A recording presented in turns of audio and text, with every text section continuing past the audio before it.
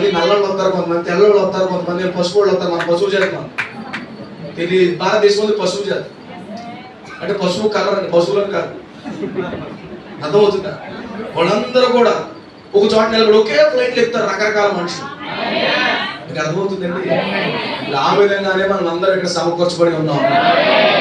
ఈ దినాల్లో ఒక దినము ఆమె అన్ని మర్చిపోయి, ఇప్పుడు ఇక్కడ ఎవరికీ బాధ లేదనుకుంటున్నాను. మా వాళ్ళు కూడా చెప్తున్నారు, ఇంటికంటే గీటడిందా లేదా,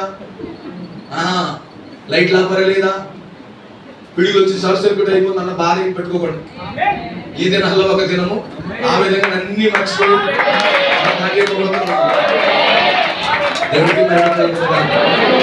అలాంటి గొప్ప ఆత్మీయ సమ్మేళనముగా దేవుడు మనం ఉంచినందుకు దేవుడికి మహిమ కలుగునుగాక. Hallelujah. We are rapture people. ఇది ఆశ్చర్యం నాకు. విలియం బ్రాండ్ ఎంత గొప్ప భక్తి చేశాడని, అయినా ఇది సమాధిలో పెట్టాడు. విలియం బ్రాండ్ అంతా పోల్చుకుంటే ఆఫ్టర్లో మనం అంతా కూడా ఇక్కడ సేవకులు అందరూ ఆఫ్టర్. ఆయన చేసిన సేవకి, ఆయన చేసిన పరిచర్యకి, ఆయన చేసిన సువార్తకి ఏ మాత్రం తగిన వారం కాదు. కానీ సామాన్యమైన సేవకుల్ని, సామాన్యమైన విశ్వాసులు ర్యాప్చర్ వర్షంలో పెట్టాడు. దేవుడికి మహిమ కలుగునుగాక. హల్లెలూయా. మండుచున్న అగ్ని పొదలోకి వచ్చి కనబడ్డాడు. మోషే చూశాడు, అయినా వాగ్దానం చేసి వెళ్ళలేదు. అర్థమవుతుందా? నువ్వు దేవుడు అయ్యా అని చెప్పే వరకు కదలలేదు. అయినా మోషే వాగ్దానం చేసి వెళ్ళలేదు. సరే అని చెప్పి మేఘంలో తీసుకెళ్ళాడు, ధర్మశాలను పలకరించాడు, అయినా కానీ వెళ్ళలేదు. కానీ గమనించాడు, మోషే యొక్క పరిచర్యను గుర్తిస్తూ, మోషేని నమ్ముతూ, మోషే ఇచ్చిన వాక్యాన్ని వెంబడిస్తున్న ప్రజలు మాత్రము వాగ్దాన దేశంలో అడుగు పెట్టేశారు. ఈ రోజు మనం చేయవలసింది ఏంటో తెలుసా? దేవుడు పంపించిన సేవకుడును, ఆ వర్తమానికుడును మనము నమ్ముతూ, ఆ వర్తమానాన్ని నమ్ముతూ, అది ఏమైనప్పటికీ ప్రజలు నమ్మినా నమ్మకపోయినా, ప్రజలు నమ్మినా నమ్మకపోయినా, ప్రవక్త మేఘంలోకి వెళ్ళలేదు అది అబద్ధం అని ప్రజలు చెప్పినా, ప్రవక్త గ్రీన్స్విల్ ఇండియా దగ్గర దూతను కలుసుకున్నాడు అది అబద్ధం అని చెప్పినా, కానీ నమ్మేటటువంటి ప్రజలు మాత్రం వాగ్దాన దేశంలోకి వెళ్తున్నారు. హల్లెలూయా. అందుకే ప్రవక్త అన్నాడు, హార్డెస్ట్ థింగ్ ఏంటంటే ఒక మానవ రూపంలో దేవుడు నిలబడుతున్నప్పుడు అది నమ్మటం చాలా కష్టం అన్నాడు. ఒక దేవదూత ఇక్కడ నిలబడి ప్రసంగం చేస్తారట, ప్రతి ఒక్కరు వచ్చి ఇక్కడ పశ్చాత్తాపడిపోయి దేవదూతని నమ్మేసి చాలా చప్పట కొడతారట. మీకు అర్థమవుతుందా? ప్రతి ఒక్కరు వచ్చేసి దేవదూతకు చప్పట కొడతారట. ఒకవేళ విలియం బ్రాండ్ ఈ రాత్రి ఇక్కడ ప్రసంగిస్తే ఇక్కడ ఉన్న వాళ్ళందరూ కూడా కనీసం నిద్రపోకుండా, కిక్కులు మారకుండా తెల్లవారు చెప్పిన వినేశ్వరుడు ఉంటారు. మీకు అర్థమవుతుందా? దేవుడికి స్తోత్రం కలుగుతుంది. కానీ గమనించండి, ఒక సామాన్యమైనటువంటి దైవజనుడు నిలబడినప్పుడు అతన్ని నమ్మి అతను వర్తమానం చాలా కష్టం.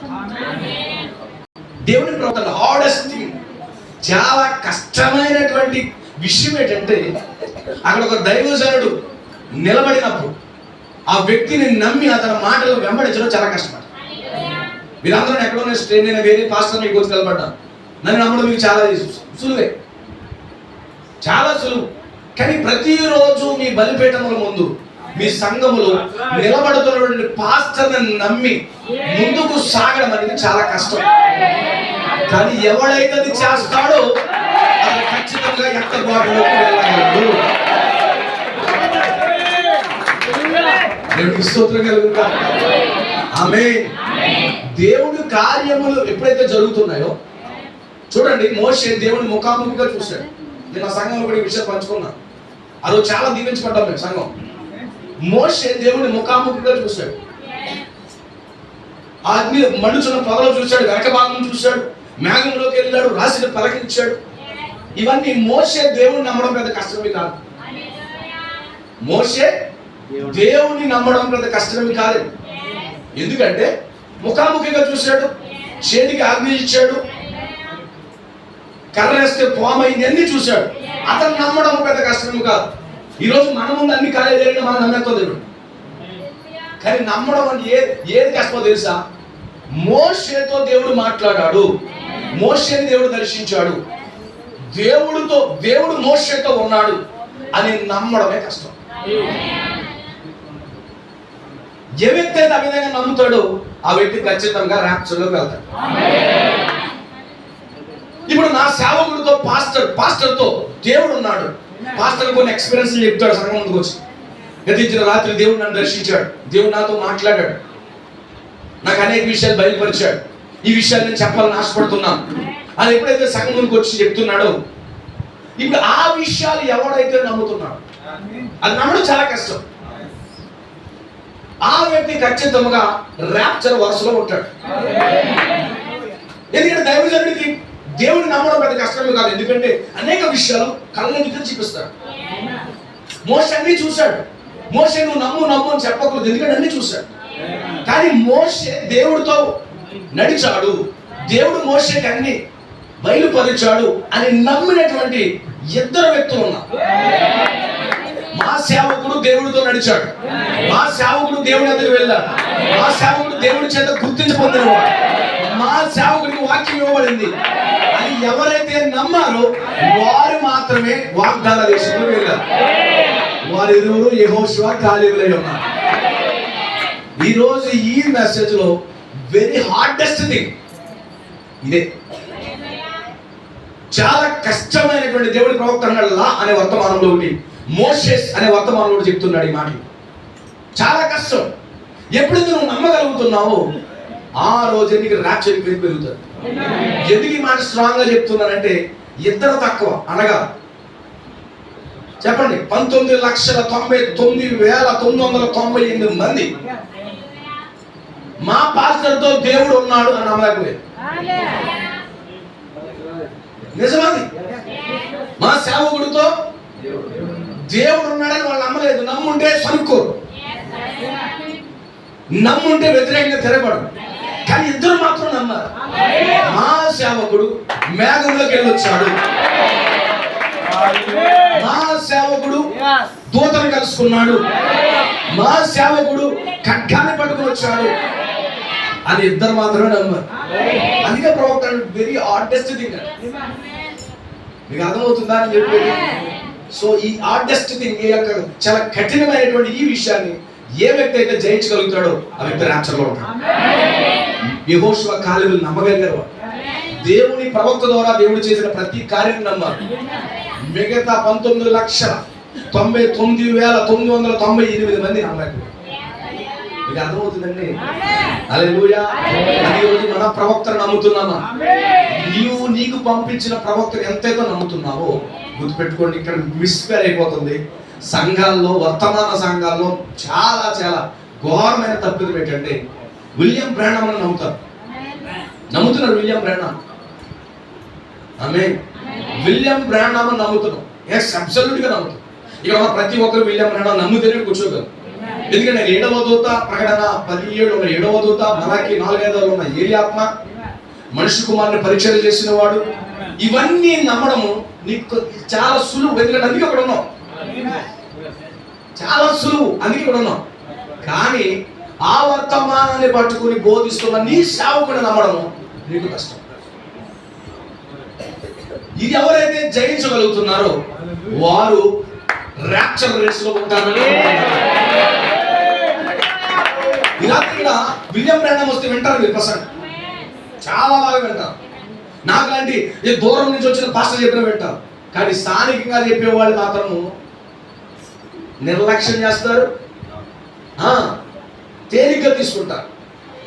కానీ గమనించాలి, నీకు అపాయింట్ చేయబడినటువంటి పాస్టర్ అతడు దేవుడితో నడుస్తున్నాడు అని ఎప్పుడైతే నువ్వు నమ్మగలుగుతున్నావో నీ ఒక యెహోషువ, నీ ఒక కాలేబు. దేవుడికి స్తోత్రం కలుగుగా.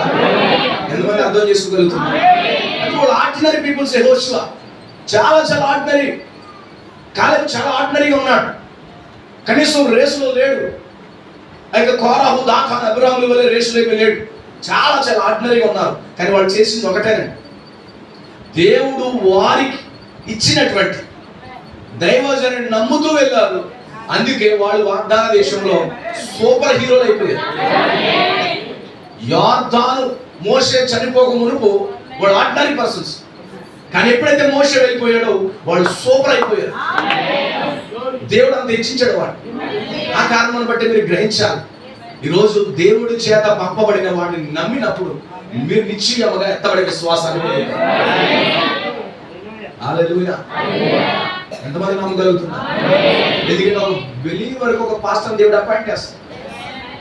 అందుకే ఈరోజు చాలా కష్టమైన విషయం ఏంటంటే నీ పాస్టర్ను గుర్తించడం కష్టమైన విషయం.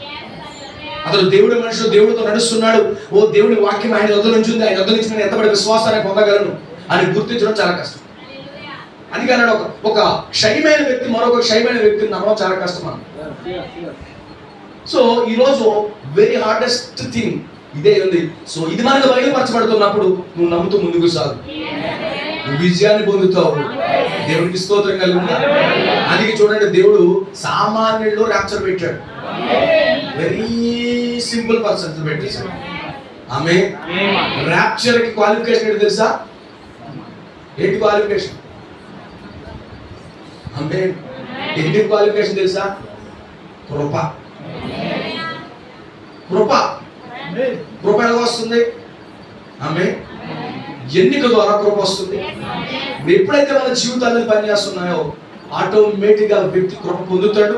కృప పొంది అతను ఎన్నికను బట్టి ర్యాప్చర్లోకి వెళ్తాడు. ఆమె అందుకే అతను ర్యాప్చర్ తగినట్టుగా కృపకు తగినట్టుగా అతను జీవిస్తూ ముందుకు వెళ్ళిపోతాడు. అందుకే ప్రజలకు కనబడదు. అందుకే మనము అందరికీ కనబడాలని ఎప్పుడు ప్రయత్నించగలం. అందరిలో బాగా కనబడేవాడు ర్యాప్చర్కి వెళ్తాడని ఎక్కడ చెప్పలేదు. అలాగే ఎవరికి కనబడకుండా ఉంటాడని ర్యాప్చర్కి వెళ్తాడని చెప్పలేదు. కృప ద్వారా నడిచేవాడు ఎత్తబడతాడు, వాక్యం ద్వారా నడిచేవాడు ఎత్తబడతాడు వెళ్తాడు. ఆమేన్. సో దేవుడి యొక్క కృప ద్వారా మన వాక్యం చూడగలుగుతాం. అంత గొప్ప గొప్ప వారిని దేవుడు విడిచిపెట్టాడు. అంత గొప్ప గొప్ప వారిని అందరూ సమాధికి వెళ్ళి వారు మన కొరకు ఎదురు చూస్తూ ఉన్నారు. అందుకే ఎబ్రీ రాసిన పత్రికలో అపోస్తలుడైన పౌలు 11వ అధ్యాయంలో అందరి కోసం చెప్తున్నాడు. ఓ ఏబేలు విశ్వాసం ఎలా ఉంది, ఎలాంటి విశ్వాసమో తెలుసా? ఓ కయ్యను తప్పుడు విశ్వాసం అయితే ఏబేలు సరైన విశ్వాసం ద్వారా అర్పించినప్పుడు దేవుడు దిగొచ్చాడు, అతను శ్రేష్టమైన బలి అర్పించాడు. దేవుడు స్వయంగా దిగొచ్చాడు, ఆ బలి అర్పణ అర్పించబడింది. కయ్యను త్రోసేశాడు.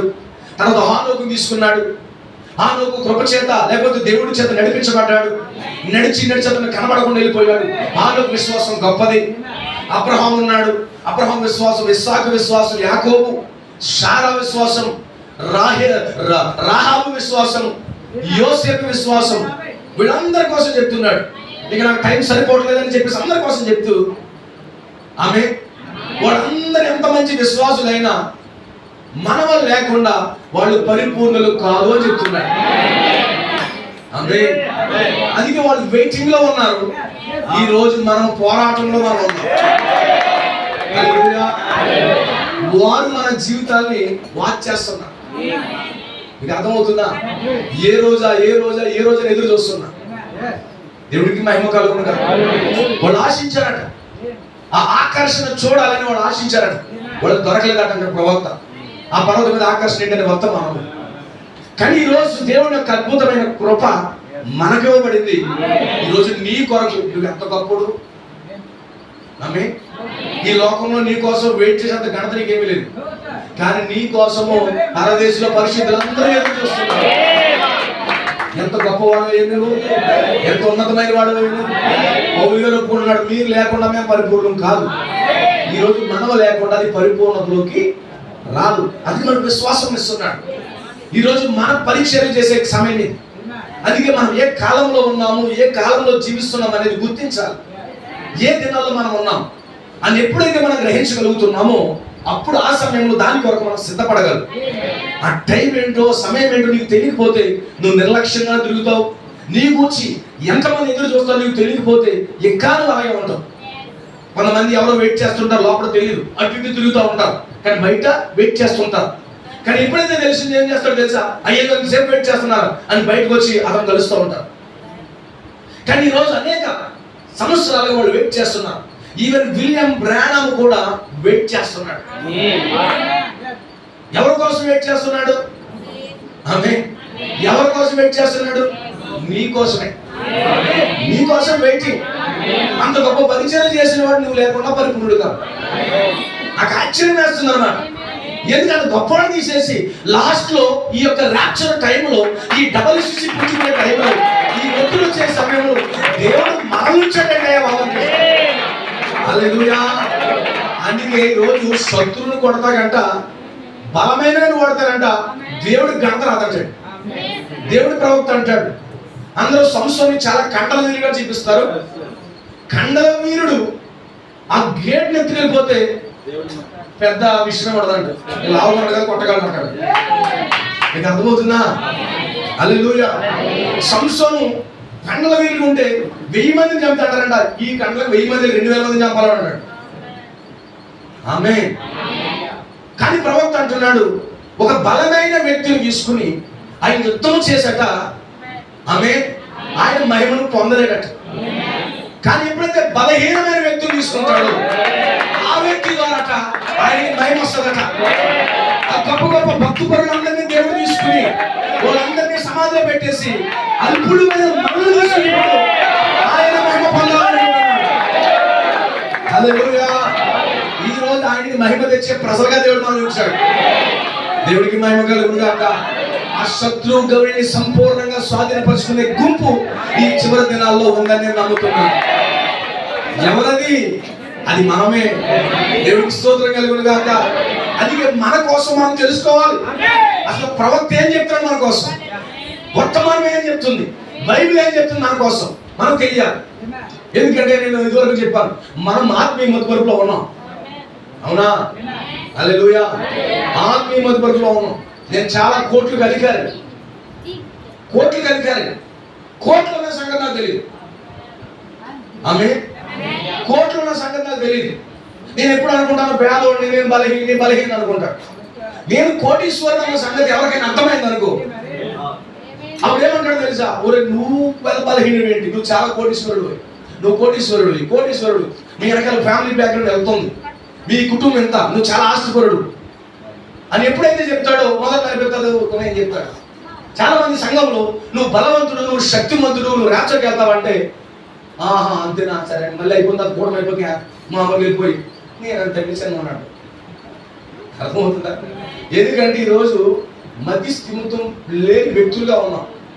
కానీ మన ప్రవక్త వచ్చి ఏం చేస్తాడో తెలుసా, మన ఏ కుటుంబము, ఎందుకంటే మన ఆల్బంలో మన పేరు ఉన్న చూశాడు.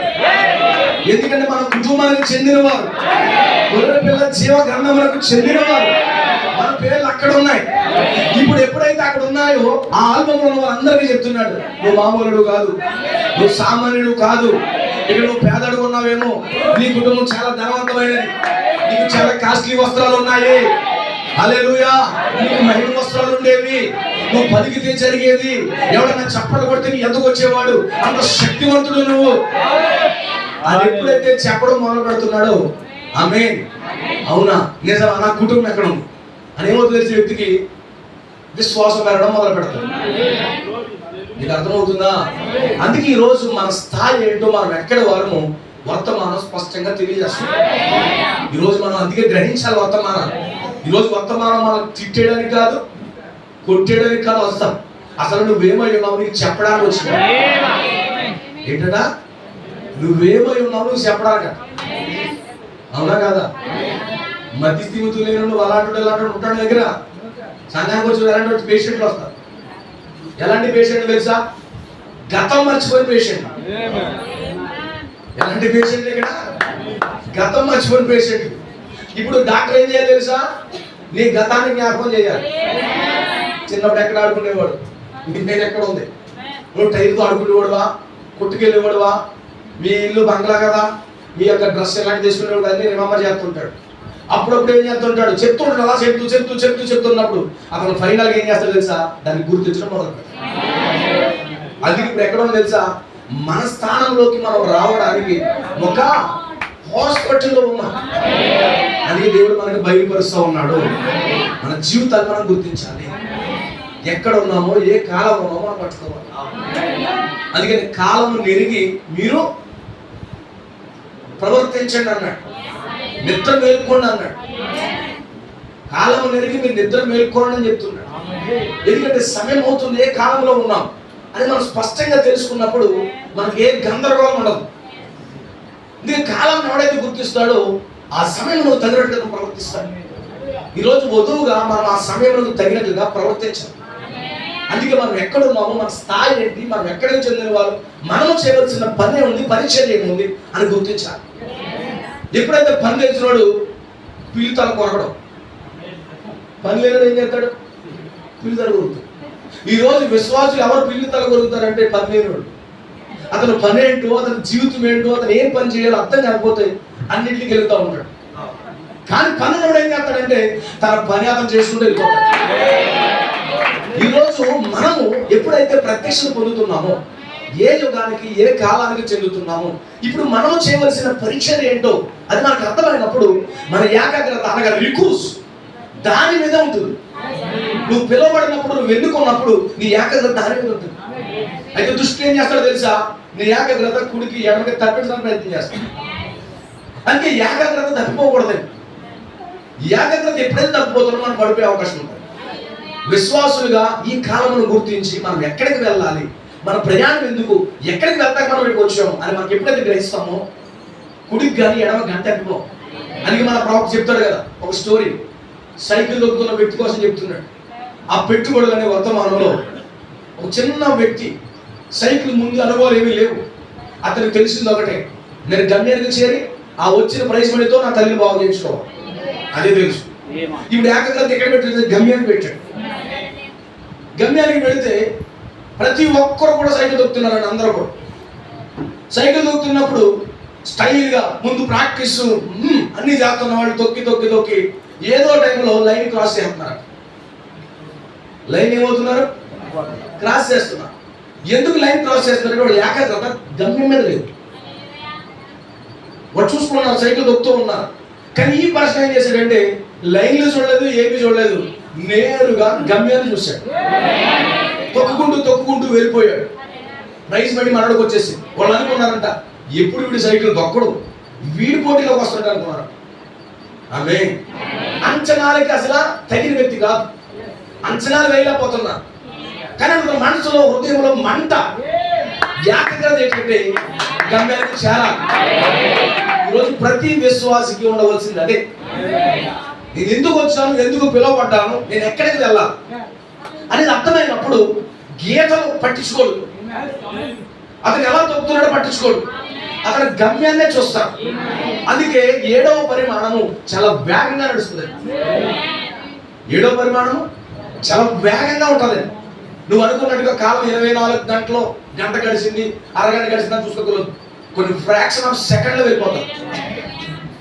నీకు అర్థమైందా? అందుకే దేవుడు కూడా నీ జీవితాన్ని చూస్తున్నప్పుడు ఆయన చూపు ఎక్కడి నుంచి వస్తాడో తెలుసా? కాలంలో చూడటాయి.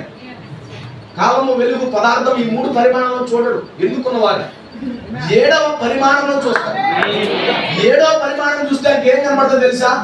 నువ్వు భూమి దగ్గర రావడము, ఈ భూమిని విడిచిపెట్టి నేచురల్గా వెళ్ళడం అంతే. ఆయన మళ్ళా కనబడదు. నువ్వు చూసుకుంటావు, తడుపుకుంటూ ఉంటావు. కానీ ఆయన 7వ పరిమాణం ద్వారా నీ జీవితాన్ని వచ్చేస్తున్నాడు. ఎందుకంటే ఆయన చేసి ముగించేశాడు. నీ లైఫ్ వెళ్ళకుండా అంతా తెలిసాయి. నీ పుట్టుక యొద్ద నుంచి నీ ర్యాప్చర్ వరకు, నీ పునరుద్ధానం వరకు అంతా చూసి ముగించేశాడు. అయ్యో ఎలాంటి వ్యక్తిని ఎన్నుకున్నానంటే అని అనుకోడే. ఆల్రెడీ నీ స్టోరీ అంతా ఆయన దగ్గర ఉంది. అందుకే నీ లైఫ్ ఆయన ముందు కొన్ని ఫ్రాక్షన్ ఆఫ్ సెకండ్స్.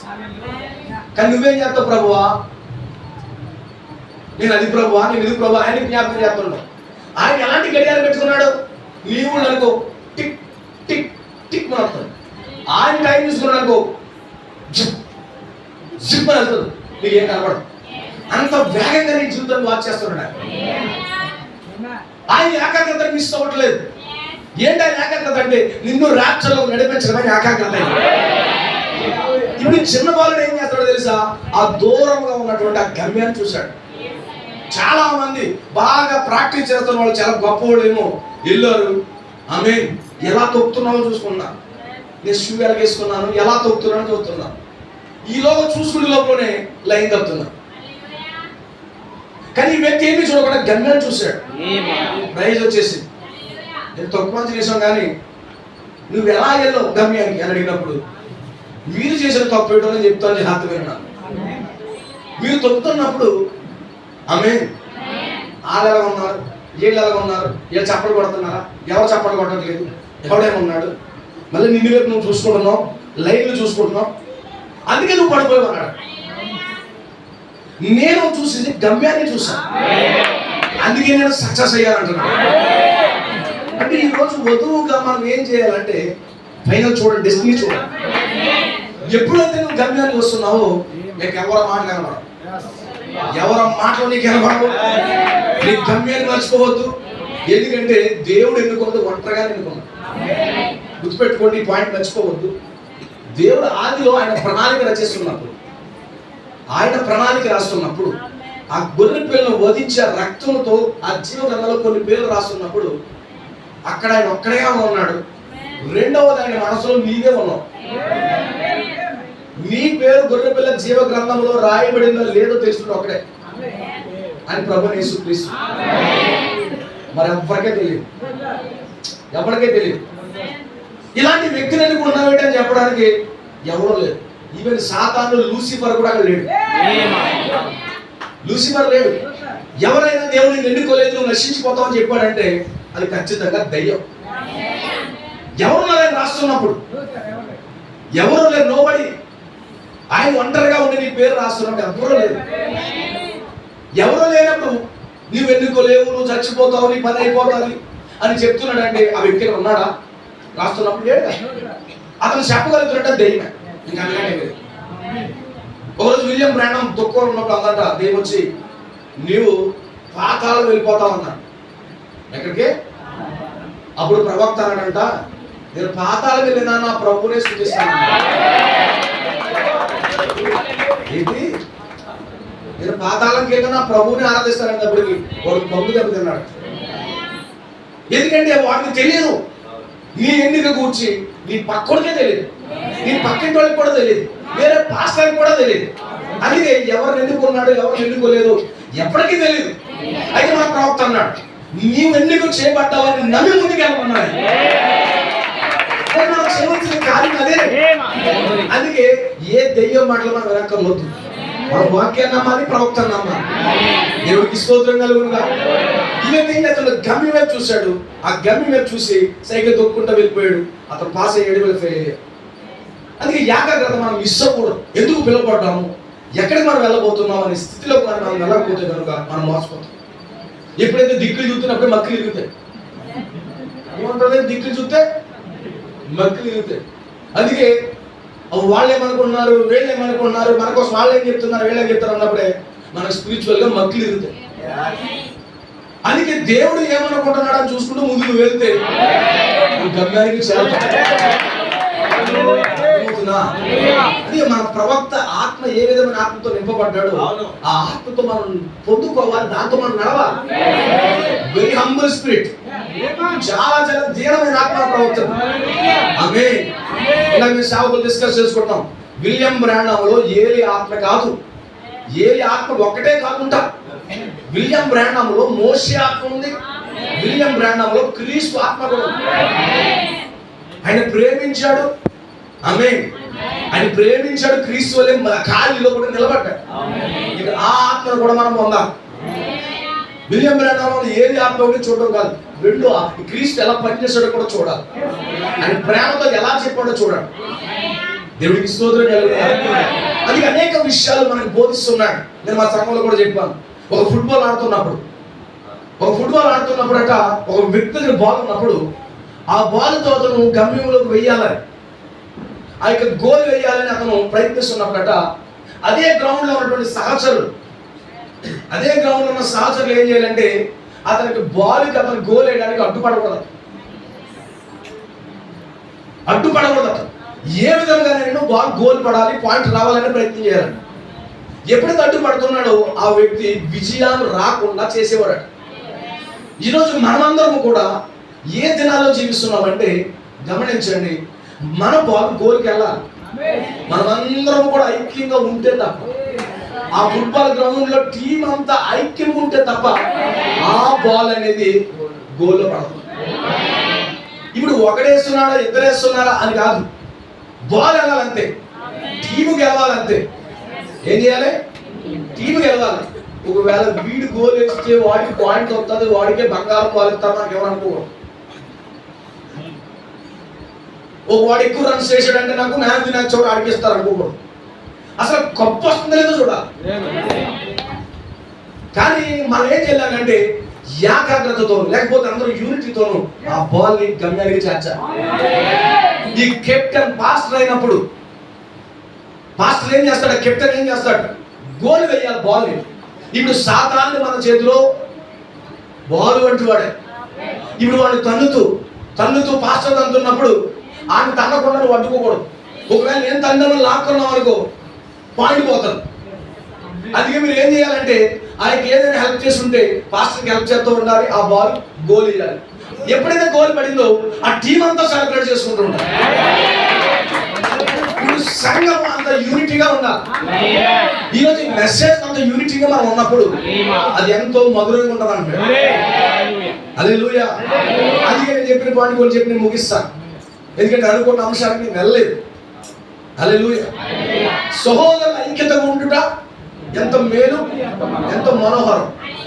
ఇవో సంగతి చెప్పిన, ఇది సహోదర ప్రేమ కలిగిన కాలమే. అంటే ఈ 133వ కీర్తన ఏ కాలం కోసం రాశాడో తెలుసా? ఇది మన కాలం కోసమే రాశాడు.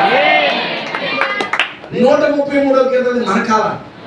సహోదరుని ప్రేమ కలిగి ఉండడం ఎంత బాగుంటుంది, ఎంత మనోహరము. ఎవరు రాష్ట్రమైన పరిశుద్ధాత్మ.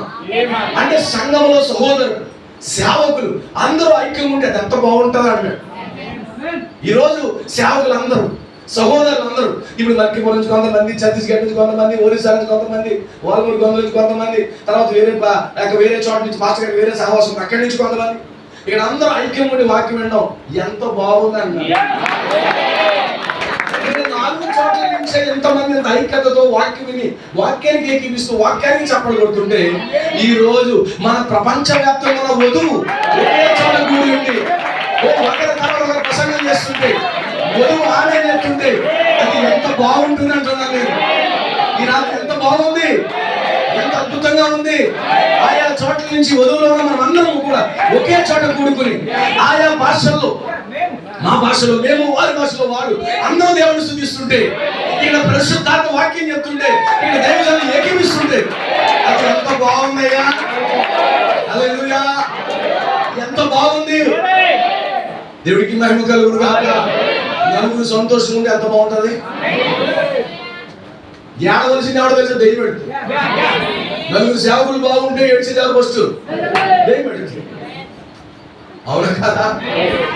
అవి ఇప్పుడు అంత సంతోషంగా ఉన్నప్పుడు బాధపడి ఎవడ ఎక్కి చూడాలి చెప్పండి. ఏదో మూల ఉంటాడు ముసలి దెయ్యం ఎక్కి కడుతుంటాడు.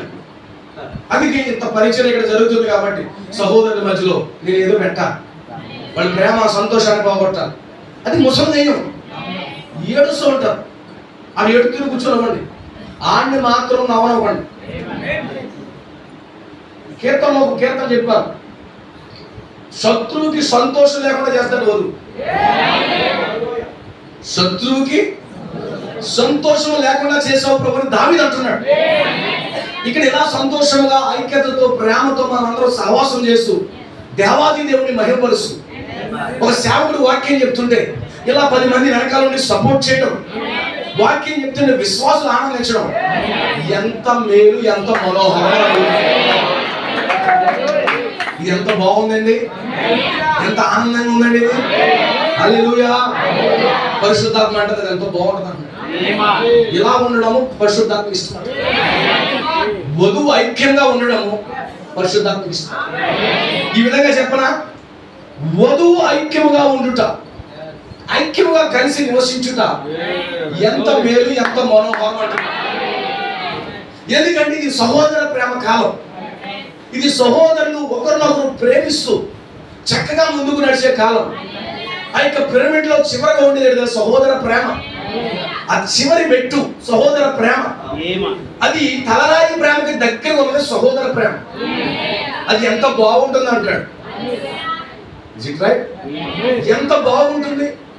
నలుగురు సంతోషంగా ఉంటే చాలా ఆనందిస్తాను. దేవుడు నాకు ఇచ్చిన కృప.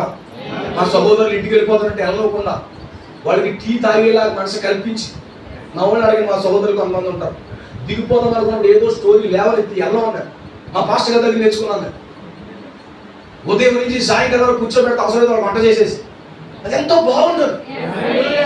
హల్లెలూయా. సేవకులు కలిసి నివసించుట, సహోదరులు కలిసి నివసించుట, అది ఎంత బాగుంటుందండి, ఎంత ఆనందంగా ఉంటుందండి. అది నేను మాత్రమే కాదు చెప్పేది. ఎవరు చెప్తున్నారు? పరిశుద్ధాత్మ. ఆ దావీదు కీర్తన దావీదు కాదని, దావీదు హృదయం లోపల ఉన్న పరిశుద్ధాత్మ. ఈరోజు దేవుని ఆత్మ ఐక్యతను కోరుతా ఉంది, సహోదరుల ఐక్యత కోరుతా ఉందండి. దేవుడికి మహిమ కలుగును గాక. ఎంతమంది ఇష్టపడుతున్నారండి? ఈరోజు అలాగే ఉన్నారండి అందరూ. ఇద్దరు సహోదరులు హ్యాపీగా నవ్వుకున్నప్పుడు మీరు సంతోషించండి. ఎంత బాగుంటుందో తెలుసా? నేనుగా చెప్పేది కానీ పరిశుద్ధాత్మ చెప్తుంది. ఎంత మేలని, ఎంత మనోహరమని, ఎంత బాగుంటుంది. ఇక్కడ సంఘం మన కుటుంబాలను అందరినీ మన ప్రాంతాలను విడిచిపెట్టి ఒక చోట దేవుని సన్నిధిలో ఉన్న ఆరాధించి ఎంత బాగుంది. అది నేను చెప్పేది కాదు, దేవుని ఆత్మ చెప్తుంది. ప్రతి మాట మనుషు ఆలోచన వచ్చింది కాదు, దైవ ఆలోచన బట్టి వచ్చింది. ప్రతి పాట దైవ ఆలోచన బట్టి రావాలి. దావీదు కీర్తన దైవ ఆలోచన ఉంది. ఇది ఎంత బాగుందండి. ఆమె ఎలా ఉంటుందంటే సహోదర ప్రేమ అనేది, అది తల మీద పోయబడిన అహరోను గడ్డం మీదుగా కారి అతని అంచులో, ఆ అంగీల అంచులో దిగజారిన పరిమళ తైలం వండిన. ఈ రాత్రి ఇక్కడ ఏ విధంగా ఉందో తెలుసా? ఒక తైలంగా ఉంది. తైలం అన్నాడు, పరిశుద్ధాత్మ అన్నాడు, అది అభిషేకం అన్నాడు. అంటే ఇక్కడ వధువు ఐక్యతగా కూడి ఉండి దేవుని స్తుతించుట అది ఒక అభిషేకం అని చెప్తున్నాడు. అది ఎలాంటి అభిషేకం చెప్తున్నాడు తెలుసా? అది తల మీద నుండి అది కారుతూ గడ్డం మీదగా శిరస్సు మొదలుకొని అరికాలు వరకు అభిషేకించబడేటట్టుగా ఉన్నట. ఇక్కడ యేసు క్రీస్తు శరీరం ఉన్నట్లయితే ఇక్కడ శిరస్సు అయిన క్రీస్తు కూడా ఉన్నాడు. ఇప్పుడు ఆ యొక్క అభిషేకం ఎక్కడి నుంచి వస్తుంది తెలుసా? తలరాయిగా దిగి వచ్చిన ప్రభు అయిన యేసు క్రీస్తులో నుండి ఇక్కడ వధువు దేహముగా ఉన్నటువంటి ప్రతి ఒక్కరిని అభిషేకించేటట్టుగా ఉన్నట. దేవునికి స్తోత్రం కలుగును గాక. హల్లెలూయా. కొంతమంది స్నానాలు చేస్తారు, చెయ్యి ఎలా పెట్టుకుని స్నానం చేస్తారు, చేస్తాడు. ఎవరాళ్ళు? అప్పుడు నాకు ఎవరు చెయ్యి విప్పాడు కొత్త తాగకూడదు అంటారు. అవునా? బాగున్నవాడు ఆమె మొహమూట కడుపుని వచ్చేస్తానంటే కుదరదు. ఎందుకంటే నాకు బోర్డు ఎక్స్ప్రెస్ ఇచ్చాడు దేవుడు. మొహము కాళ్ళు చేతులు కడుక్కుంటూ వస్తే పూర్తి అవ్వదు. అవునా? సెంట్ రాసేసుకుంటే అవ్వదు. అర్థమవుతుందా? హల్లెలూయా. శిరస్సు మొదలుకొని అరికాలు వరకు కడగబడాలి. అవునా కాదా? కానీ ఒక వస్తువు కానీ మనం దాచేస్తామంటే అది పరిపూర్ణమైనది కాదు. ఈయన అంటున్నాడంట సహోదర ప్రేమ వధువు ఐక్యత ఎలాంటిదంట? పైనుంచి కిందకి అభిషేకించబడినటువంటి తల్లి వంటిది. అంటే ఇక్కడ దేవుడు ఆ ఆత్మ ద్వారా ప్రతి ఒక్కరి మీద దేవుడు తైలం పోస్తున్నాడని నమ్ముతున్నాను. హల్లెలూయా. ఈ రాత్రి వధువు దేహములో నువ్వు ముక్కుగా ఉండొచ్చు, వధువు దేహములో నువ్వు చెవిగా ఉండొచ్చు, వధువు దేహములో నువ్వు పెదాలుగా ఉండొచ్చు, వధువు దేహంలో వేళ్ళుగా ఉండొచ్చు, వధువు దేహంలో నడువుగా ఉండొచ్చు. అయితే ఈ రాత్రి ఏడు తెలిసి కూటము శిరస్సుగా ప్రభు అయిన యేసుక్రీస్తు నుండి ఇక్కడ ప్రతి భాగాన్ని తడిపేటట్టుగా ఉంది. ఇంత ఐక్యతగా ఉన్నప్పుడు దేవుడు ప్రతి ఒక్కరిని అభిషేకిస్తాడు. ప్రతి ఒక్కరు అభిషేకించబడి వెళ్తారు ఇక్కడ నుండి. హల్లెలూయా. ఇప్పుడు ఎవరితో అభిషేకించబడుతున్నాము? ఎక్కడి నుంచి వస్తుంది తైలము? తలలో నుంచి వస్తుందంటే ఆమేన్. ఆయన గడ్డం నుంచి వస్తుందంటే అవునా? అందుకే ఈ రోజు ఒక ఆయన గడ్డంతో దిగి వచ్చాడు. ఎవరైనా మైటీ ఏంజెల్ ఆ గడ్డం నుంచి కారి ఆమె ఏమవుతుంది? ఒళ్ళంతా తడుతుంది. ఈ రోజు వధువు నేను అభిషేకిస్తున్నాడు. తాతు బోటను అభిషేకించేస్తున్నాడు. ఆయన అభిషేకించబడిన క్రీస్తు అయితే ఆయన అంత్య కాలంలో నిజమైన అభిషేకం కలిగిన క్రీస్తు. ఇప్పుడు ఆయన తలలోనే తెలిసింది అనుకోండి, ఉపయోగం లేదు. అవునా? కానీ మొత్తం తడవాలి. మీకు అర్థమవుతుందా? ఆయన తడుస్తూ దిగి వచ్చాడు. ఆయన శిరస్సు కదా, ఆయన మేఘము ధరించుకుని ఆయన తడుస్తూ దిగి వచ్చాడు. ఇప్పుడు తల మీద కానీ ముఖం మీద వెళ్ళేసుకుని మొత్తం ఉల్లంత అవుతుంది. ఇప్పుడు అందుకే ఈ రోజు ఇక్కడ ఉన్న ప్రతి ఒక్కరిని అభిషేకిస్తుంది. సహోదరుల ఐక్యత ఎలా ఉన్నాడో తెలుసా? ప్రతి ఒక్కరు అభిషేకించబడినట్లుగా ఉన్నాడు. అంటే ఎప్పుడైతే సంఘం అంతా ఐక్యమవుతుందో సంఘం అంతటిని దేవుడు అభిషేకిస్తాడు. దేవుడి ప్రవక్త అన్నాడు, ఎప్పుడైతే సంఘం అంతా ఒకే మాట మీదకి వస్తారు, ఒకే మాట మీద ప్రతి బిలీవర్, అప్పుడు సంఘంలోనంట ఒక్క చిన్న రోగం కూడా ఉండదండి. ఉండదన్నాడు. ఒక్క రోగం కూడా ఉండదు. ఒకే ఫెయిత్ మీద సంఘం వస్తుంది. అది ఎంత బాగుంటుంది అంటున్నాను. ఈరోజు ప్రపంచవ్యాప్తంగా ఉన్న సంఘం, ఈ ప్రాంతాల్లో ఉన్న సంఘము, ఆంధ్రాలో, తెలంగాణలో, ఇండియాలో ఉన్న సంఘాలన్నీ కూడా ఒకే ఐక్యతలోకి వస్తాయి. అది ఎంత బాగుంటుంది అంటాను. దేవుడికి మహిమ కలుగుగా. అది ఎంత అద్భుతంగా ఉంటుంది అంటున్నాను నేను. హల్లెలూయా. ఇక్కడ 4 సంఘాలు కలిస్తే ఎంత బాగుంటే, ఒక ప్రపంచ వ్యాప్తంగా ఉన్న వధువంతా కలిస్తే ఎంత బాగుంటుంది అన్నాడు. ఈ ఐక్యత అంతా ఒక తైలంగా ఉంటుంది. పాత నిబంధనలో ఆ యాజకుడు ఏం చేస్తాడు తెలుసా? తైలం లేకుండా వెళ్తూ లోపల చచ్చిపోతాడు. తైలం లేకుండా వెళ్తే లోపల చచ్చిపోతాడు. అతను వెళ్తున్నట్టు అందరికి స్మెల్ రావాలి. ఆ దానివ గంటలు ఎట్టుకుని స్మెల్ రావాలి. మీకు అర్థమవుతుందా? స్నానం చేసి దానికి తైలం రాసుకొని పైనుంచి కిందకి దాచేసుకొని, చాలా కాస్ట్లీ అండ్ ఆ తైలం ఉంటుందంట వాళ్ళకి పాత నిబంధన. అది రాసుకుని వెళ్తుంటారట, అందరికి స్మెల్ వస్తుందట. ఆ గంటలు కొడతా ఉంటాయట. ఇది ఎప్పుడైతే ఎలా వెళ్తాడో, ఇప్పుడు లోపల భాగంలోకి అతను ప్రవేశిస్తాడు. ఇందులో ఏమి తక్కువ చేసినా కానీ అతను లోపలికే ప్రవేశించాడు. గమనించండి. ఆ మూడవ భాగంలో గమనించండి. ఈ యొక్క ప్రధాన యాజకుడు కలుసుకోవాలంటే దూతతో అతను శిరస్సు మొదలుకొని అరికాల వరకు అభిషేకించబడాలి. అభిషేకించబడితేనే అతను లోపలికి వెళ్ళడానికి అతనికి అనుమతి వస్తుంది. అభిషేకించబడలేదా అక్కడే చచ్చిపోతాడు. ఇప్పుడు వధువులో ఉన్న వారు అందరూ అభిషేకించబడాలి. అభిషేకించబడితేనే ఆ యొక్క 3వ ఈడ్పు గుడారపు దర్శనంలోనికి వెళ్ళగలుగుతారు. ఆ యొక్క ప్రభు యొక్క ప్రసన్నతలోనికి వెళ్ళగలుగుతాడు, లేకపోతే వెళ్ళలేడు. అందుకే గమనించండి నా ప్రియ సోదరి సోదరులారా,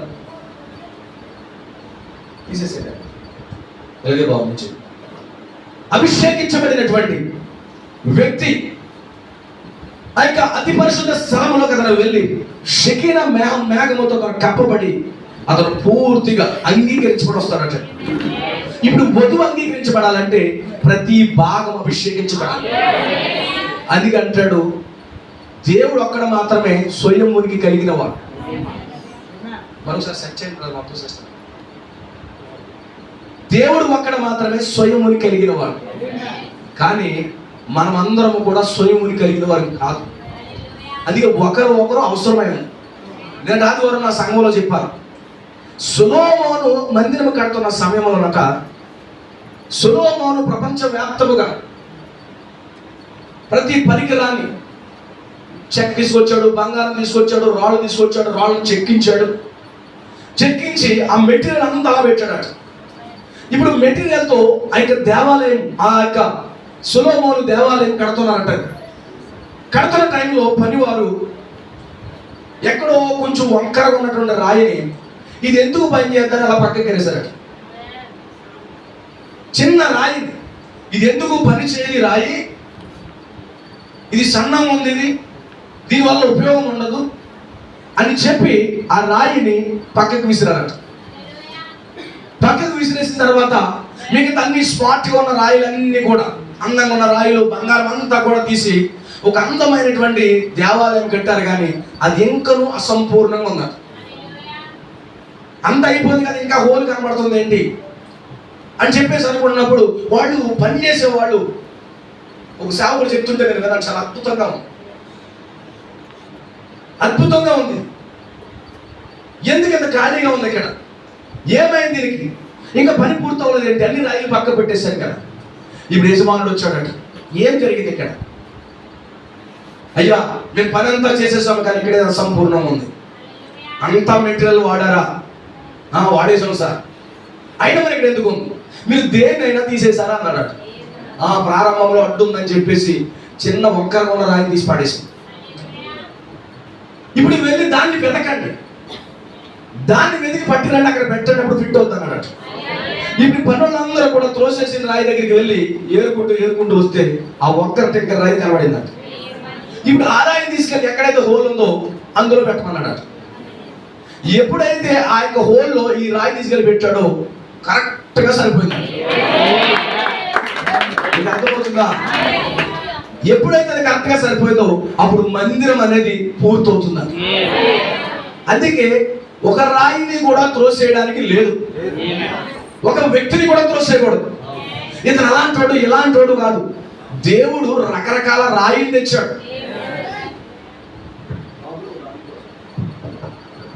దేవుడు రకరకాల రాయిలను తెచ్చాడు.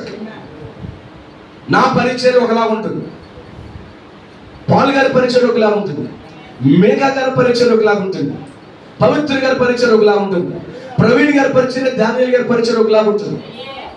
మేము ఒకరికొకరు పోలిక కాదు. అనేక రాయిలు వచ్చాయి ఇక్కడికి, ఒక్కొక్క రాయి ఒక్కోలా ఉంది. ఆ రాయిలు చక్కగా అమర్చితేనే ఒక టెబర్నికల్ అనేది నిర్మించబడదు. ప్రతి రాయి అవసరమే. అందుకే ఈ 5 ఫోల్డ్ మినిస్ట్రీలో ఈ యొక్క వధువు పరిచయలు ప్రతి ఒక్కరు కూడా అవసరమే ఉంది. ఆ రాయిలన్నీ ఐక్యంగా ఒకదాని మీద ఒకటి పేరిస్తేనే ఒక టెబర్నికల్ కనబడుతుంది. అలా కనబడినప్పుడే షకీనా మహిమ అనేది అక్కడికి దిగొస్తారు. ఈరోజు మహిమంతా సంఘంలో దిగి రావాలంటే ఇక్కడ ఉన్న ప్రతి ఒక్కరు కూడా చాలా ప్రాముఖ్యమైన వారు. ఎవరిని మనం త్రోసేయడానికి వీల్లేదు, ప్రతి ఒక్కరిని చేర్చుకోవాలి.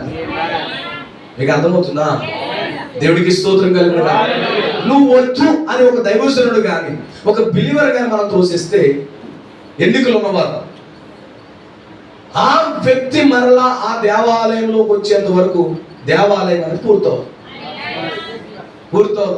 నువ్వెన్ని రకాలుగా తలకిందు తపస్సు, నువ్వేదైనా మెరిట్ పొందుకోవాలండి. అందుకే మీరు లేకుండా మేము పరిపూర్ణం కానిది ఎందుకు అన్నాడంటే అది లాస్ట్ లో మిగిలిపోయినటువంటి ఆ సన్నంగా ఉండే రాయి మనమే కాదు. ఆ రాయి పెట్టే వరకు ఆ మందిరం పూర్తవు. ఇప్పుడు మనం వెళ్ళి అందులో ఫిట్ అయ్యేంత వరకు మందిరం పూర్తవు. అందుకే మీరు కావాలి. అందుకే ఈ రోజు వధువులో మనం అందరూ ఎత్తబడాలంటే ప్రతి ఒక్కరూ అవసరమై ఉన్నాం. మీకు అర్థమైందా? మనందరం అవసరమై ఉన్నాం. అందుకే ఐక్యత అనేది చాలా అవసరం. అభిషేకించబడాలి. శిరస్సు మొదలు అరికాలు వరకు నువ్వు ఏలుగా ఉంటే ఏలు అభిషేకించబడాలి. మీకు అర్థమవుతుందా? హల్లెలూయా. నువ్వు ఎముకగా ఉంటే ఎముక అభిషేకించబడాలి. ఆమేన్. ఈ పైన చర్మం కనబడుతుంది, నల్లగా ఉంటే నల్లగా, తెల్లగా ఉంటే తెల్లగా. ఈ చర్మం ఎంత అందంగా కనబడాలంటే ఏం చేయాలి? ముందు లోపల ఎముకలు ఉండాలి. మీకు అర్థమవుతుందా? హల్లెలూయా. ఫోటోలన్నీ ఎవరు ఎక్కువ పడతాయి? తెల్లగా కనబడదు. ఒక అస్థిపంజరంతో ఫోటో తీసుకుంటాం మనం. కానీ అస్థిపంజరం మన ఎముకలు లేకపోతే, గూడు లేకపోతే ఈ తోలు ఉంటుందా? కాంగోకి వెళ్ళిపోతాం. ఏ కాంగో? దుబాయ్ కాంగో కాదు. నువ్వు వాయించే 3 కాంగోలు పెట్టడానికి వెళ్ళిపోతావు. ఎందుకంటే నీ చర్మం అందుకే పనిచేస్తావు. అందుకే అంత అవసరమైనది. ఏ ఒక్కరు కూడా తక్కువ కాదు. అందుకే మన శిరస్సు అధికారులకు అభిషేకించబడాలి. అందుకే అన్నాడు అభిషేకం అంటే ఐక్యత అనేది ఒక అభిషేకం అంట. ఐక్యత అనేది ఒక అభిషేకం అంట. ద యూనిటీ బ్రింగ్స్ వర్షిప్ అంట. ఐక్యత ఆరాధన తీసుకొస్తుందట. యూనిటీ మహిమను తీసుకొస్తుందట. ఈరోజు అదే అంటున్నాడు, సహోదరుల ఐక్యతగా ఉన్నట్టు ఎంత మేలు, ఎంత మనోహరము. అది ఆరోను అభిషేకించబడే తైలము లాంటిదంట. ఐక్యత అనేది ఒక తైలము లాంటిదంట. ఆమేన్. ఆ తర్వాత అంటాడు ఒక మంచు వంటిది అంటాడు. అది ఎలాంటిదంట? మంచు అంటాడట. ఐక్యత అనేది ఒక మంచు. మంచు స్టోరీ తెలుసా మీకు? అది రాత్రంతా చీకటి కాలంలో అది పడి అలా ఉంటుందట. ఆ మంచు అలా పడిపోయే చెట్లుకో ఆకులకో అలా పడుతుందట. ఉదయ కాలము దానికి సూర్యుడు వస్తున్నాడు అని ఎప్పుడైతే వినబడుతుందో అది అనుకుంటదంట, ఇప్పుడు నేను నన్ను తీసుకెళ్ళిపోయే సమయం మీద అనుకుంటా. ఆ రాత్రంతా మంచు అలాగే ఉంటుందట. ఆకుల మీద అలా పడి ఉంటుందట. దుమ్ము అయితే దుమ్ము, బూడిద అయితే బూడిద, అన్ని మొక్కలు పడిపోతాయంట మంచు. ఇప్పుడు ఆ మంచు ఉదయం కొరకు ఎదురు చూస్తుందట. ఇప్పుడు వధువు ఐక్యత ఒక మంచు లాంటిదట. అయితే ఎర్మోను పర్వతం మీద కురిపించబడే మంచు లాంటిదట. ఇప్పుడు ఈ మంచు దేవుడి ప్రవక్తలో కొటేషన్ చదివి నేను ముగించేస్తాను. అబ్బో చాలా పడుతుంది కాబట్టి వదిలేదు, తర్వాత చదువుతాను. ఇక్కడ టైం ఎక్కువ. గమనించండి, ఒక మంచు లాంటిదట. ఆ మంచు ఒక నమ్మకం అంటే ఏడో తెలుసా? ఈ రాత్రంతా నుంచి చీకట్లో ఉన్నాను కదా, అయితే ఉదయం ఒకటి రాబోతుంది. ఇప్పుడు నేనుగా నేను వెళ్ళిపోలేను పైకి. ఎందుకంటే నాకు తెలిసి నేను పైనుంచే వచ్చాను. మంచు మీద ఎక్కడి నుంచి వస్తుంది? పైనుంచే గమనించబడదు, పైనుంచే వస్తుంది. అది పైనుంచి వచ్చింది. రాత్రి అంతా, ఆ రాత్రి కాలం అంతా ఉంది. ఆ మంచుకు తెలుసట మళ్ళీ నేను పైకి వెళ్ళలేదు. కానీ ఒక ఉదయ కాలం వస్తుంది, నన్ను మరలా ఎక్కడి నుంచి వచ్చానో అక్కడికి తీసుకువెళ్ళిపోయేటటువంటి ఒక సూర్యుడు రాబోతా ఉన్నాడు. ఆ సూర్యుడు వస్తే నేను వెళ్ళిపోతాను అని మంచు ఎదురు చూస్తుందట. ఎప్పుడైతే వధువు మంచు వలె ఆలోచించడం మొదలు పెడుతుందో, ఇప్పుడు ఈ కాలంలో మంచును తీసుకు వెళ్ళడానికి నీతి సూర్యుడు ప్రభువైన యేసుక్రీస్తు బలిష్ఠైన దూతగా ఆయన భూమికి దిగి వచ్చాడు. ఇప్పుడు ఈ బలిష్ఠైన దూత మనలను లాగేసుకోబోతున్నాడు, ఆయన లోపల లాగేసుకోబోతా ఉన్నాడు. ఇప్పుడు మంచుకు తెలుసుదంటది, నన్ను సూర్యుడు వచ్చి నన్ను లాగేసుకోబోతున్నాడు, నన్ను లోపలికి తీసేసుకోబోతున్నాడని మంచుకు తెలుసాడు. అందుకే సూర్యుడు కోసం చూస్తున్నాడు. ఆ సూర్యుడు తూర్పులో ఉదయిస్తున్నప్పుడు ఆ సూర్యుడు ఒక తమ్ముడు ప్రవచించాడు. నువ్వు గట్టిగా చెప్పాలని అందుకే పోయింది. ఆ యొక్క మంచు బిందువు తెలిసిందట. ఇప్పుడు సూర్యుడు వస్తున్నాడు. హల్లెలూయా. నేను వెళ్ళిపోయే సమయం వచ్చేసింది, నేను వెళ్ళిపోయే సమయం వచ్చేసిందని ఆ మంచు బిందువు తెలుస్తుందట. ఆ సూర్యుడు తూర్పు నుంచి రాగానే ఈ మంచు బిందువులో ఆనందం వస్తుందట. దీనిగా పైకి వెళ్ళలేదు. కానీ దానికి తెలిసిందేడు తెలుసా? ఆయన రాగానే నన్ను తీసుకుని వెళ్ళిపోతాడు, ఆయన నన్ను తీసుకెళ్ళిపోతాడని నాకు తెలుసు. ఇప్పుడు ఈ యొక్క పరిశుద్ధాత్మ కీర్తనకారుడు ఈ యొక్క వధువు యొక్క ఐక్యత, సహోదరుల ఐక్యత ఒక మంచుతో పోల్చుతున్నాడు. ఎప్పుడైతే సంఘం యొక్క యూనిటీగా వస్తుందో, ఇప్పుడు సంఘానికి తెలుస్తున్నాడు సూర్యుడు వచ్చినప్పుడు ఆయన నన్ను లాగేసుకోబోతున్నాడు. అర్థమవుతుందా?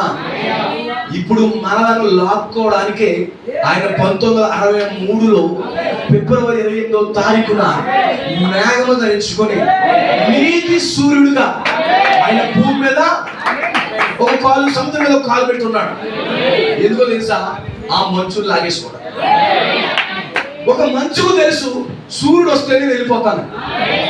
ఈ రోజు వధువుగా మనకు కూడా తెలియాలి, మన సూర్యుడు వచ్చేసాడు, మనం వెళ్ళిపోబోతున్నాము.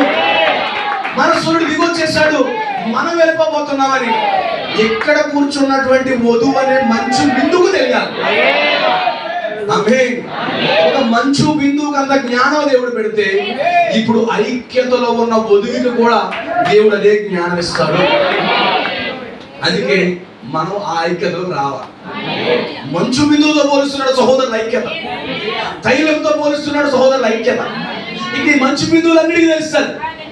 ఓ రకంగా అనుకుందాం, పక్కన మంచు బిందువుతో సూర్యుడు వచ్చేస్తున్నాడే, మనం వెళ్ళిపోయే టైం అయిపోయింది. ఆకుకు చెప్తానంటే ఆకు వెళ్ళిపోతున్నామని, నేను వెళ్ళిపోతున్నాను. ఎందుకు, ఏమైంది? ఇది ఎవరు చెప్పారు? నా సూర్యుడు వచ్చాడు, లాగేసుకోబోతున్నాడు, టాటా బై బై అని చెప్తుందట. అంటే దేవుడి యొక్క విమోచన ప్రణాళిక చిన్న మంచు బిందువులో పెట్టాడే. ఆ యొక్క మంచు బిందువులని చెప్పుకుంటాయంట, హాయ్ మనం వెళ్ళిపోబోతున్నాం, సూర్యుడు వచ్చేసాడు, హలో మనం వెళ్ళిపోబోతున్నాం. మంచు బిందువులన్నీ ఐక్యంగా ఉండి మాట్లాడుకుంటాయట, మనం వెళ్ళిపోబోతున్నాం. నువ్వు వెళ్ళవే, నేను వెళ్ళిపోతాను అనమాట. ఏంటి? నువ్వు వెళ్ళవో, నేను వెళ్ళిపోతాను అనమాట. ఎందుకంటే ఈ మంచు బిందువు ఒక చోట నుంచి వచ్చాయి. నీకు అర్థమవుతుందా? సూర్యుడు రాగానే దానికి ఒక గ్రహింపు పెట్టాడంట, నేను వెళ్ళిపోయి గడి వచ్చేసి. ఇప్పుడు సహోదరులు సంఘం ఐక్యంగా ఉన్నప్పుడు మనకు ఒక ఆలోచన రా, మన సూర్యుడు దిగి వచ్చేసాడు, తన వధువుని లాక్కుంటున్నాడు. అర్థమవుతుందా? వధువులు లాక్కుంటున్నాడు. ఈరోజు మనం మంచు బిందువు అయ్యాం. మనము మన యొక్క ఐక్యత ఒక తైలం లాంటి. సహోదరులందరూ ఐక్యంగా ఉండాలంటే స్మెల్ వస్తుంది అందరికి. ఈ రాత్రికి మంచి స్మెల్ వస్తుంది అనుకుంటా. వస్తుందా? నాకైతే చాలా మంచి స్మెల్ వస్తుంది. ఆమేన్. ఎక్కడి నుంచి? అభిషేక తైలం. ఆమేన్. నాకు గంటలు వినబడుతున్నాయి. ఏంటా గంటలో? పరిశుద్ధుడు పరిశుద్ధుడు పరిశుద్ధుడు వినబడుతున్నాయి. ఆమేన్. మీ పక్కన ఉన్న మంచు బిందుతో చెప్పండి, చెప్పండి. మనసులో వచ్చేసాడు, మనం వెళ్ళిపోబోతున్నాం చెప్పండి. ఎందుకంటే మంచు బిందువులో ఉన్నాం మనం. మన ప్రవక్త ఎంత గొప్ప ప్రవక్త అంటే ఏ మంచు బిందువుని కూడా వదిలిపెట్టలేదు మనకు. అవునా? ఇలా ప్రకృతిలో వెళ్ళి సిగరెట్ పెట్టి కనపడితే అబ్బా సగం కాల్చి వేసాడు, తాగేద్దాం అనుకోలేదు. ఏంటి? ఓ ఎవడో సగం కాల్చి వేసాడు, సగం నేను పీల్చేద్దాం అనుకోలేదు. ఈ సిగరెట్ పెట్టిన చదివాడు ఏమన్నాడు? ఆలోచన పని వడపదసానం. ఆమేన్. అర్థమవుతుందా? శరీరం దగ్గరికి వెళ్ళి వర్తమానం పట్టుకొచ్చాడు, మంచు బిందు దగ్గరికి వెళ్ళి వర్తమానం పట్టుకొచ్చాడు. ఇలాంటి గొప్ప ప్రవక్తను మనం నమ్ముతున్నాం. ఆయన బోధించిన ఆ యొక్క మంచు బిందు వర్తమానం నమ్ముతున్నారు. ఆ మంచు బిందు వల్లే మనం వెళ్ళిపోబోతున్నాము. అందరి హ్యాపీగా ఉన్నారు. చిన్న కీర్తనలో ప్రకటన పెద్ద రాశాడు ఆయన. చిన్న కీర్తనలో ఆ యొక్క 10th విజన్ రాశాడు ఆయన. అందుకే ఎన్ని చదువుతున్నప్పుడు ఎంతబడే విశ్వాసం వస్తా ఉంది. మన జీవితం అక్కడ దాచబడింది. ఈ రాత్రి బయలుకి వచ్చాడు. ఇప్పుడు 133వ కీర్తన డిఫరెంట్ గా చదవండి. దినాన్ని చదివినట్టు చదవండి. ఆమేన్. ఇది ఎలా ఉంది సహోదరుల ఐక్యత తెలుసా? ఆమేన్. మంచు బిందువు లేవు. మంచు బిందువు ఏంటి? అది ఉదయకాలం ర్యాప్చర్కి వెళ్ళిపోతుంది. సూర్యుడు వస్తే దానికి అర్థమైపోతుంది. ఇది మనందరికీ అర్థమైపోయింది. మన బలిష్టంతో దిగి వచ్చినప్పుడు మనం అందుకే కూర్చున్నాం, మనం వెళ్ళిపోబోతున్నాం. హల్లెలూయా. ఆ తైలం రాసుకున్న తర్వాత ఆ వ్యక్తి ఎక్కడికి వెళ్తాడో తెలుసా? రహస్యమైన స్థలాన్ని. ఆయన చెప్పాడు, నేను నిన్ను అక్కడ కలుసుకున్నాను.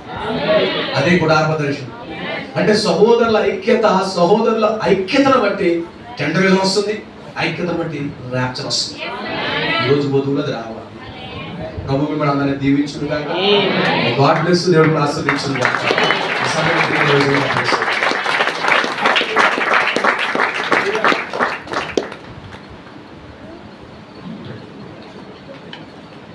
హల్లెలూయా. మీరందరూ ఆశీర్వదించబడ్డారు, నేను ఆశీర్వదించబడ్డాను. మరి ఈ ప్రసంగాన్ని బట్టి దైవజనులు దానియేలు గారు ఒక పాట పాడిన తర్వాత ముగింపు ఆశీర్వాద ప్రార్థన పాస్టర్ ప్రవీణ్ గారు చేస్తారు. ప్రవీణ్ గారు